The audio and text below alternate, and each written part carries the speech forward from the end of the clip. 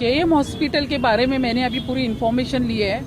प्रणीत मोरे जो है stand up comedian है, उनका कुछ शो था और वहाँ पे जो हमारी वहाँ पे केएम हॉस्पिटल की स्टूडेंट है, क्या नाम है उनका, प्रणीता, उन्होंने कुछ स्टेटमेंट किया है।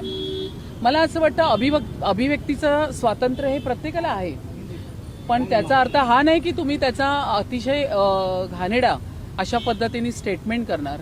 एक सन्माननीय डिग्री तुम्ही प्राप्त करणार आहात आणि तुमच्याकडे ज्यावेळी तुमच्या शिक्षणाला तुम्हाला अभ्यास करण्यासाठी आणि तुम्हाला स्टडी करण्यासाठी जेव्हा शवविच्छेदनासाठी बॉडी त्या ठिकाणी दिली जाते, त्यानंतर तुम्ही इतकं आक्षेपार्थ त्या ठिकाणी वक्तव्य करता, त्या पुरुषाची बॉडी असू दे किंवा स्त्रीची बॉडी असू दे, हे आपल्या मुंबईच्या संस्कृतीला शोभना देणार नाहीये, अजिबात टॉलरेट केलं जाणार नाही। या पद्धतीने तुम्ही माफी मागता नंतर, पण तुम्ही जे एकदा बोललेले आहात ते मात्र बोललेले आहात, म्हणजे तुम्ही काय आहात, तुम्ही कुठल्या संस्कृतीतून आलात त्याचं तुम्ही उदाहरण तुम्ही त्या ठिकाणी देताय। मला वाईट वाटतं त्यांच्या आईवडिलांचं, त्यांच्या पालकांचं।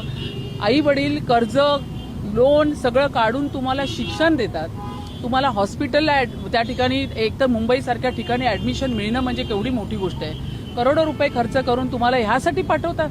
तुम्ही अशा पद्धतीने तुम्ही डॉक्टरेट तुमच्या पदवीचा अशा पद्धतीने खालची पातळी पण नाही म्हणता येणार, मर्यादा आता सगळ्या सोडलेल्या आहेत मर्यादा। इतक्या खालच्या पातळीवर जाऊन त्या मुलीने आणि त्या स्टँडअप कॉमेडी शो आहे ना, त्याला तर माझा विरोधच आहे, ते बंद झालं पाहिजे। मी सीएम साहेबांना पत्र देणार आहे। पढ़ते रहिए fight against criminal daily newspaper.